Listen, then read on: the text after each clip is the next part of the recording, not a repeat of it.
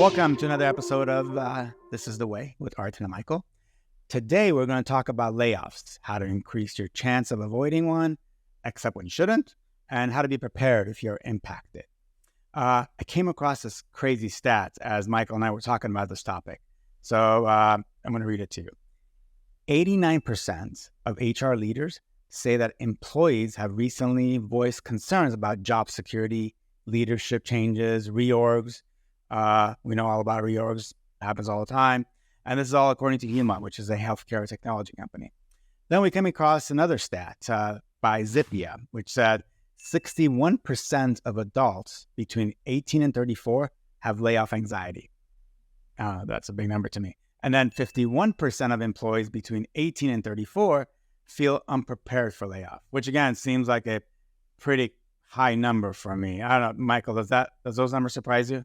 Yeah, they're higher than I would expect. Although at the same time, having been through different layoffs, obviously we know usually in the air, it is the thing that everybody is, often expressing. I also think it probably depends on the group, the individuals, the circle that you're in, because I think there are some circles who feel a lot more secure than others do, which is some of what we'll talk about here today, because there are ways to better position yourself and have a lot more confidence. And for you and I, when we were at Disney, for example, when we knew a lot of those layoffs were coming around, well, we had the inner circle that also helped to give us a lot more assurance. You still always feel a little bit, especially if, you operate, I'll say maybe more on my side than your side, though I'm sure you feel it too. But what I mean by that is I tend to land a little bit into the fear and paranoia, but I like to say that helps me be prepared for when things actually do happen. But those are really sad and unfortunate stats. And I think, people today are feeling it a lot more once more, because we have seen what feels like a rise in layoffs. And this may be in specific industries where we're seeing it more than the others. But I'm curious to your thoughts when you think about, the layoffs that are in the air today. And we've seen a lot of people that have been impacted too in the industry that we've come from. Why do you think that is? I do want to touch on the numbers as well, because I was surprised by those numbers. I just thought 61% feels high. And what's unfortunate about that is, while obviously everybody wants happiness, everybody's in the pursuit of happiness, I will like to argue that actually what everybody's probably more in pursuit of is peace of mind, because happiness is such a burst of a feeling that just goes away, no different than motivation. Peace of mind is a state of mind. And when you have peace of mind, you actually can experience more frequent bursts of happiness. Because when you have peace of mind, you are doing things that you like.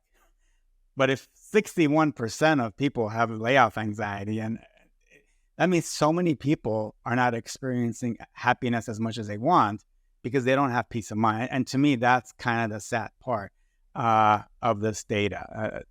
Just wanted to mention that part, that I think peace of mind is so critical here, because that actually allows you to pursue things that actually make you happy. What's funny though about that is that, and what is the term? I know Tony Robbins talks about you're either seeking comfort, or what was one he mentions as the opposite in his thing? I think it says you run towards comfort and you run away from fear. No, so I think there's something else where he talks about in his sort of 6 human needs that he drives into, and I think one of those is the idea that a lot of people, they do want that comfort, but at the same time I also feel like what happens is when people get too comfortable, they then look for excitement. I think variety or something like that is variety. Yeah, that's what he used. That's the term he used.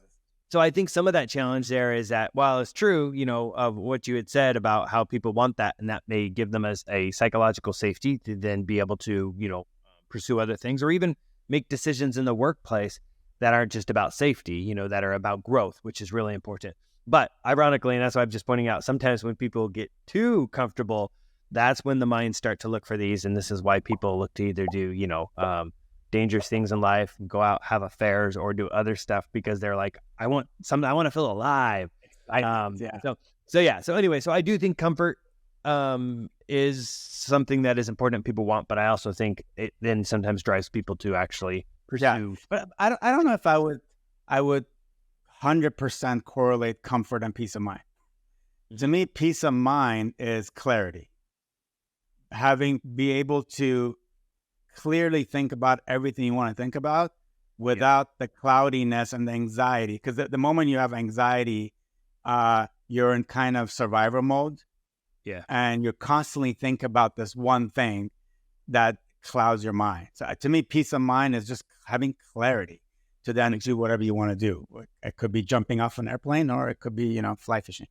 Yeah, that makes a lot of sense, because I think when a lot of people are feeling anxiety, which often comes with overthinking as well, there are two things that are usually the key drivers of that. It's lack of clarity and demand, meaning we have a lot going on, and we don't have a way that those things are prioritized, so we feel overwhelmed.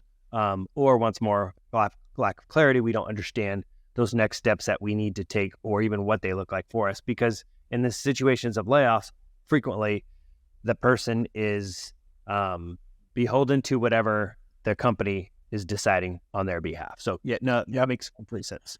Yeah, and bringing it back to layoffs, another really interesting stat that I found, and this one was, I couldn't believe it at first.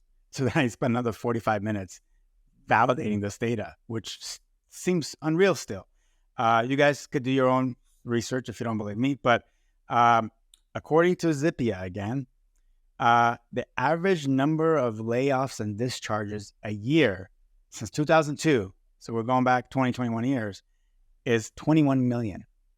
And just to show you the outlier here, in 2020, first year of pandemic COVID, there were 41.7 million layoffs and discharges. So layoffs are actually a lot more normal than we think. It just so happens that it's been dominating the media this year, especially the tech layoffs.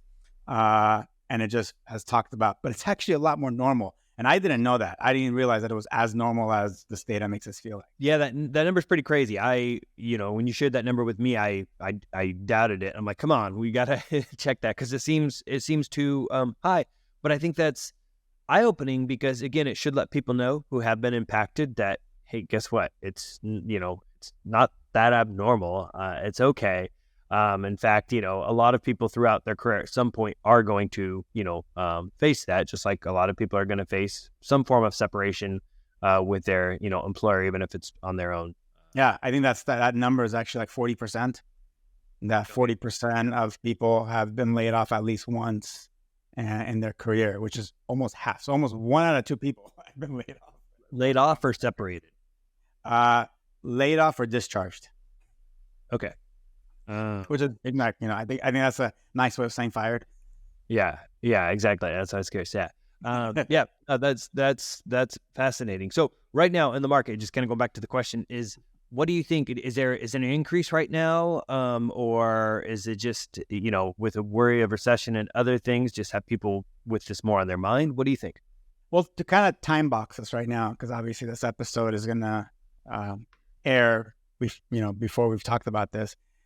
We're in July right now. So this is being recorded in July of 2023. My gut feeling tells me that we're at the tail end of not the recession, because who knows if there's a recession, but we're at the tail end of the massive layoffs. The big corporations started it. And I think when you look back towards fall of 2022, when Facebook and Amazon kind of announced it, I think that's also started some copycat behavior. And because I can't recall, and you and I were both at Disney in 2008-9 during the Great Recession.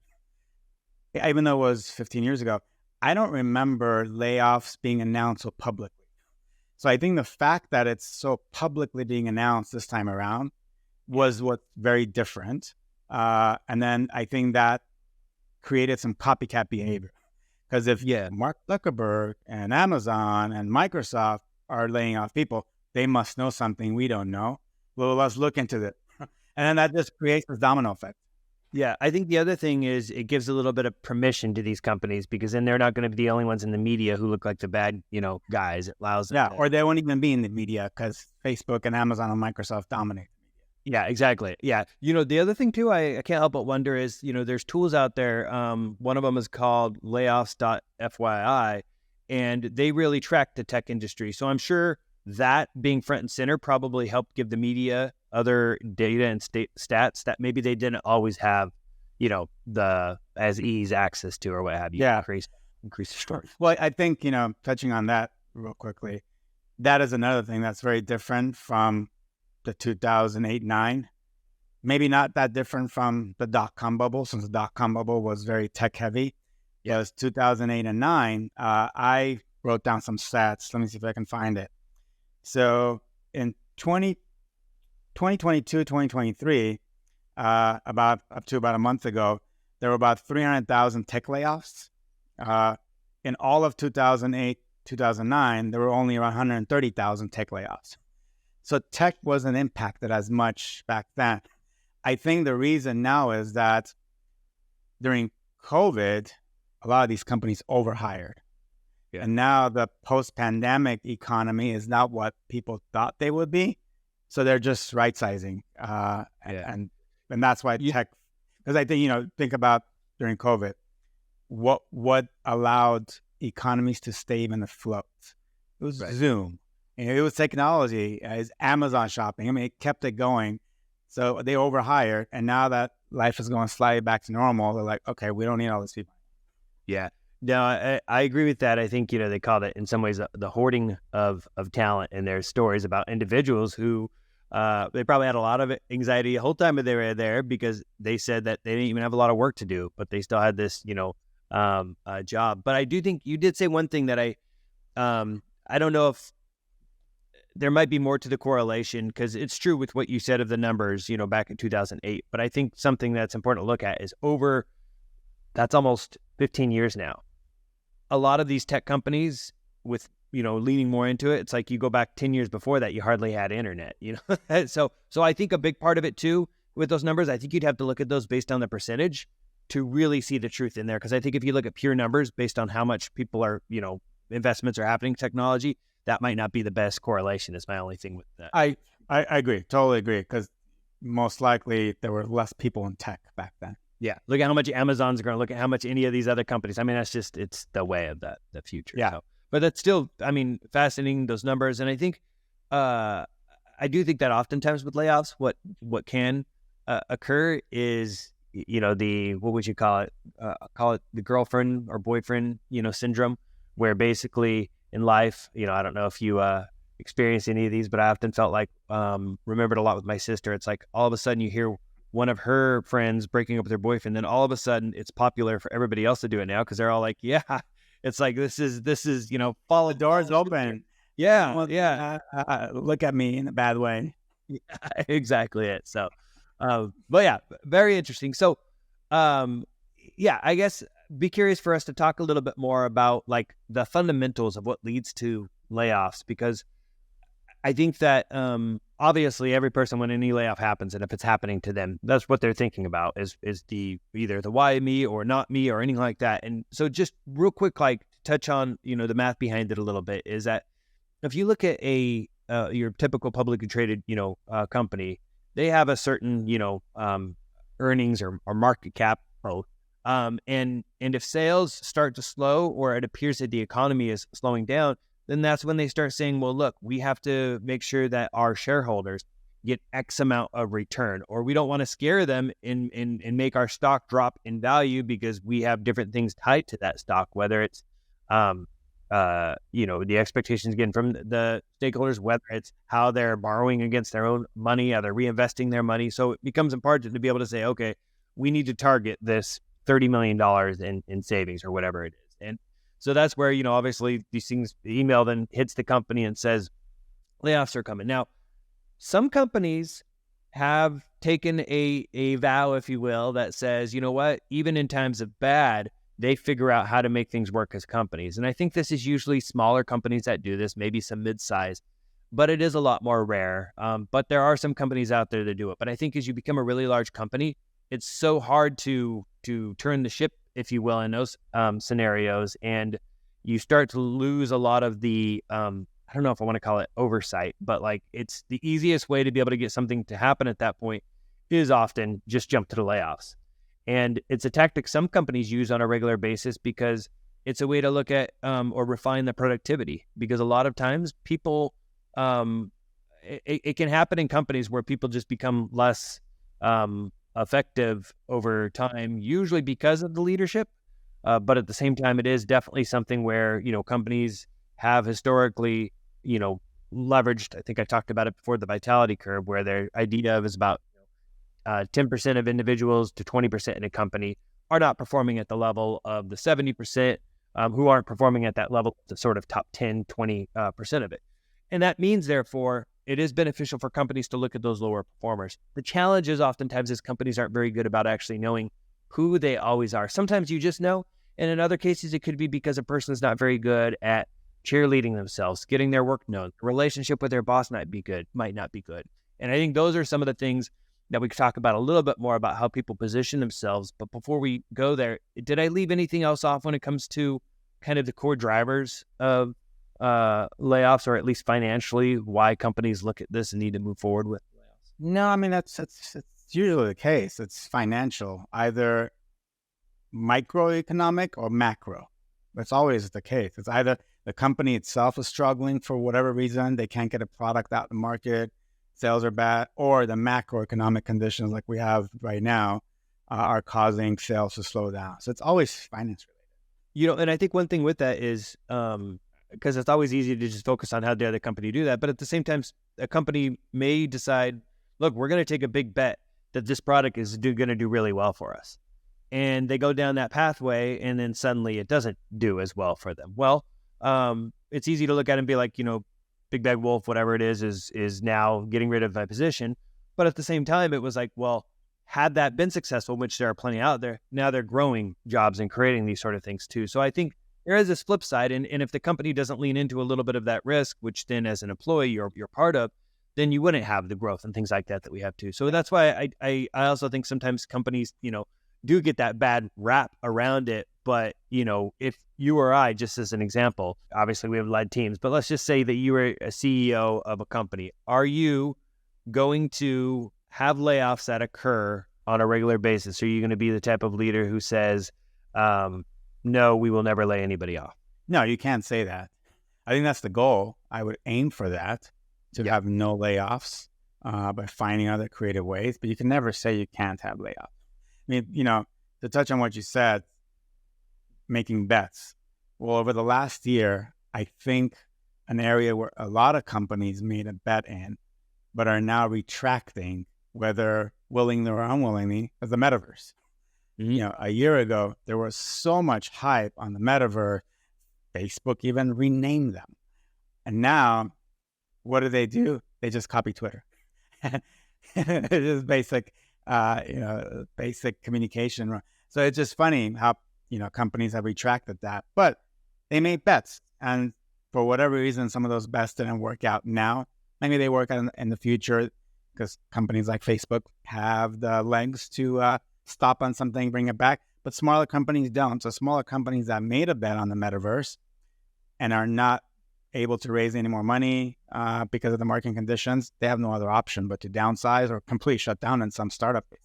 Absolutely. And then this year too, that was another thing too, is there was a couple of bank failures that impacted ability for some to make payroll. So it depends on how they're operating in that case. In some cases, layoffs can be due to poor leadership decisions, but it's always hard to put them all in there because we don't then credit enough of the good leadership bets that then led to these thriving, companies, which again, when you think about a Facebook, when you think about an Amazon, it's like these are companies that were big bets, and Netflix was another one of those companies that was a bet. It's like, and you lean into that future the best that you can, but sometimes there is unfortunately, the downside. Yeah. So bring it back. What should they do to avoid it? Yeah. Not be part of the list.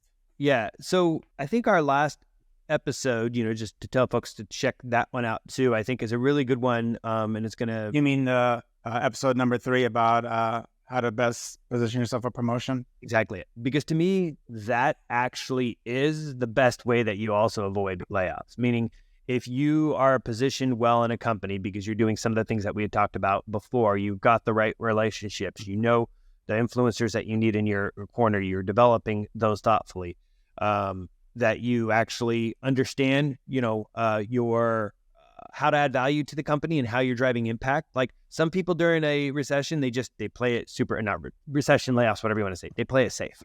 And because they don't want to be impacted. Well, actually in that scenario, you need to make sure that you're playing it strategically. And you and I, at times when it happened, we're like, it's double down. Let's do this thing here. We see an opportunity. The company needs to save money. We see some big opportunities. Let's drive some more value in those situations. So I think that, and making sure, like the tooting of the horn, like if you weren't very good at it, it's time to get good at it. But what I would say is people need to be thinking about those things, preferably before the layoff even happens. Because if you do, by the time you're there in that position, you're not just reactive.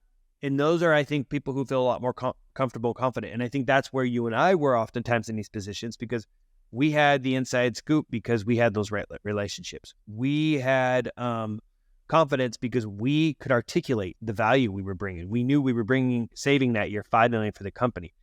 To get rid of individuals who were saving the company $5 million, if you only cost the company, a couple $100,000, it's like, why would somebody do that? And I think that formula, really becomes it. But if you're in a role where you can't articulate that, then that becomes a bit of a challenge. But I believe that there's always a way to articulate your value beyond that of a colleague if you are positioning it right. And I also think that if you are, for some reason, not in that position where you feel you are able to jump and add those value and impact, I haven't been at a company yet that hasn't had the opportunity for people who are hungry to invest more of their time to be able to grow into those spaces. So that, for me, is what I think, in a nutshell. I don't know if you'd add anything else to it. Yeah, well, before, I'm just going to say we're going to link to episode 3. So just, especially if you're watching this on YouTube, just click on the link below for episode 3, because everything Michael touched on there, we go really deep into it. But to add a little bit to that is, if your mindset is always about being a high performer, it's not going to matter what type of condition it is, because companies are not going to want to give up high performer. The only challenge sometimes is during mass layoffs, because the numbers are so big. HR and leadership doesn't have time to really get into every individual. So unfortunately, sometimes seniority kicks in. So you might be a high performer that's been there only a year and you get impacted. And that's unfortunate, but that's the reality of it. Seniority sometimes plays a role. So what you should be doing before even any of this, as part of your regular process, is networking. Because what I see happen, especially this year a lot, as soon as someone got laid off, all of a sudden they kicked into high gear on their LinkedIn networking, going into some relevant events. To me, you should be doing that before. Create that network, build your circle. So if you are impacted in a negative way, you're just a phone call away, instead of, proactively, come on, LinkedIn, yeah. It's almost that crazy thing. It's like, people will probably be like, what? You should network so you never have to network. Exactly. Yeah, if you're doing it right up front and building those relationships, and sometimes I think networking, it just has a bad name. So if you're relationshiping, I don't know, whatever anybody wants to call it. But I think 100% making friends, right? No, it's exactly it. So another, great book actually on the topic is How to Win Friends and Influence People. And actually, I think, from Dale Carnegie, that book looks at it as a way that can make it feel, I think, easier, or you could see some of the benefits. And Give and Take, another really great book from Adam Grant, highly recommend as well. And it just talks about how you can be more of a giver. You mentioned something about seniority, and while I do think that's at play, sometimes I also think there's a flip side to that. Sometimes more senior people also have the bigger paychecks, and sometimes in layoffs they're targeted. And in fact, I actually believe, in my experience, I've seen a fair amount of that versus the top performer impacted. I honestly can't think of a top performer that I have seen impacted in the way that I would define top performer, because the company would literally have to do the math to be able to say, I know we're trying to save money. This person's probably going to, in the end, it's going to cost us money to get rid of. But what I do think can happen is that sometimes if that person's only been there a year, like in the example that you said, and the more senior person has been there for 10 years, I think what happens is people look at their 10 years of value versus a 1 year value. And it's hard to sometimes compete against the 10 years of Exactly. value. And that can sometimes happen. But again, I think there is some other interesting, stats that you had actually pulled up here that looked at different things. I think one of them was around a college degree and the idea that people with a college degree are less likely to get, impacted. Yeah, I have it right here. And then funny enough, this stat I think is interesting, funny, sad. You could use an adjective, but basically it said that overall, 45% of men reported they've been laid off compared to 36% of women. So to decrease your chances.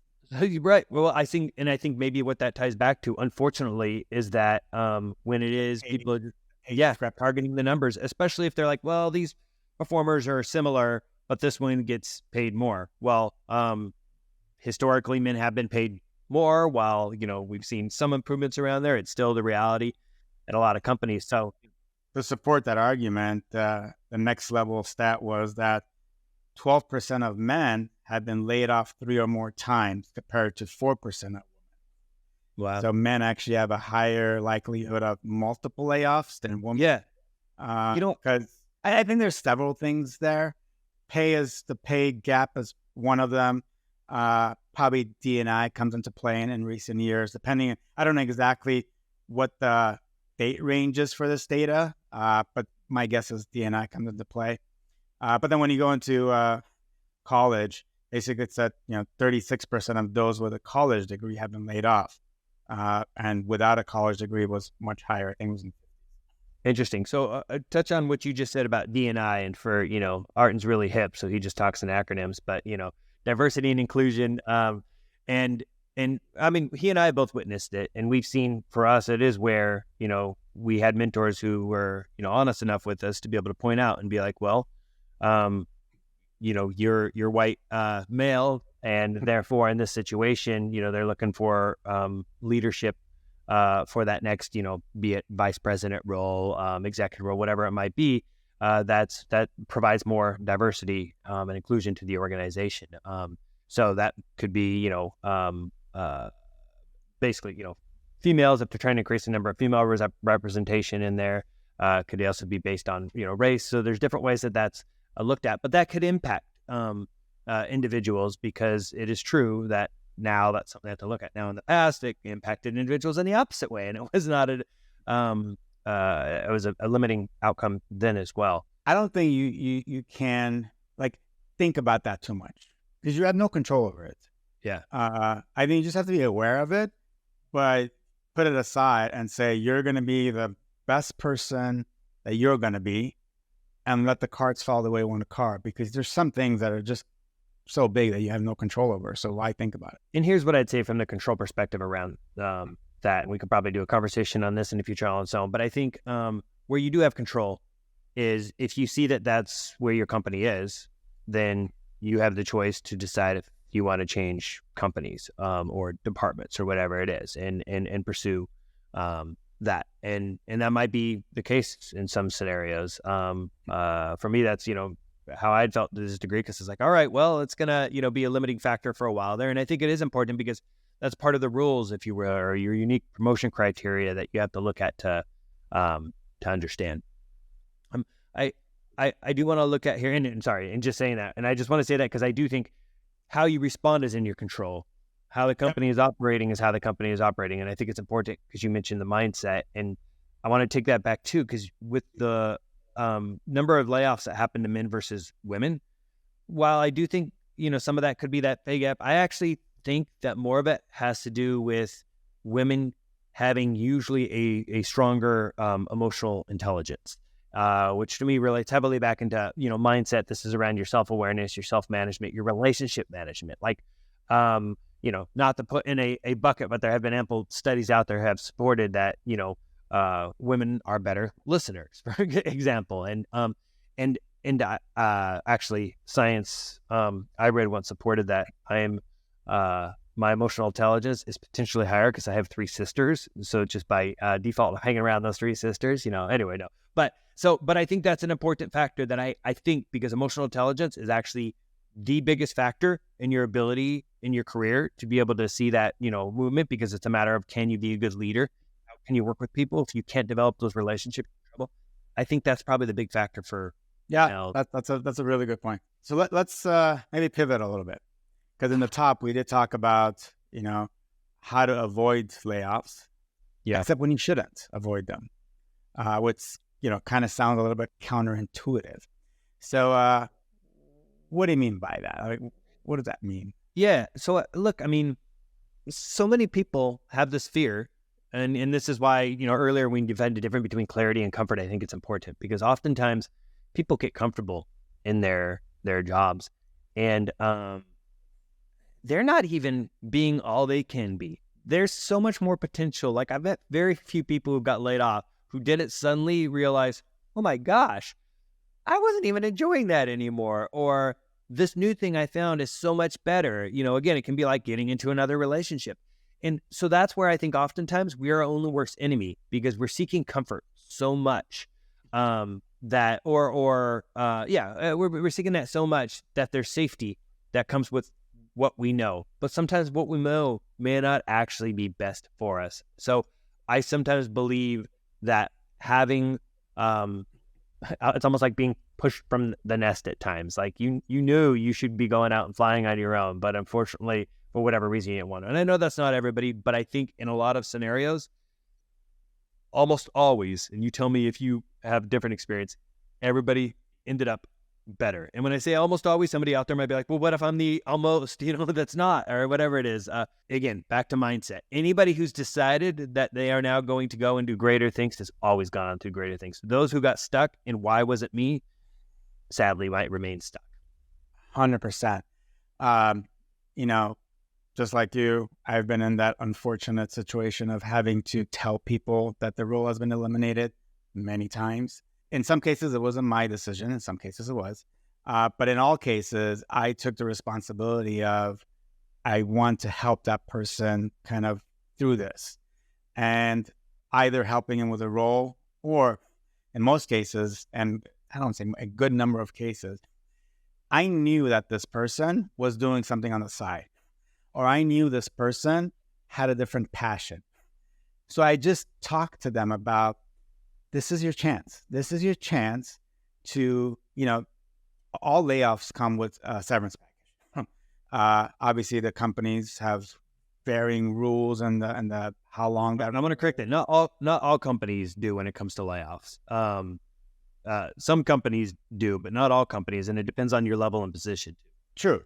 True. Most big companies, let's say, sure. Well, so if you get a severance package, now you have a runway too, to pursue what you were doing on the side, to pursue what you're passionate about with all your might and all your time, and to see if you could make it a thing. And then the people that I knew went on to do big things. Like all of a sudden, that role at the company felt so minor because the impact and what they did after that layoff was huge. And sometimes I'm jealous. I'm like, oh my God, I wish, that happened to me. But it was pretty amazing to see what some of these people did. It also goes, this ties into a little bit of what we talked about previously, how to prepare yourself. If you aren't following it, I think you should, especially if you're thinking about or you're doing something on the side now, you should follow Justin Welsh on LinkedIn.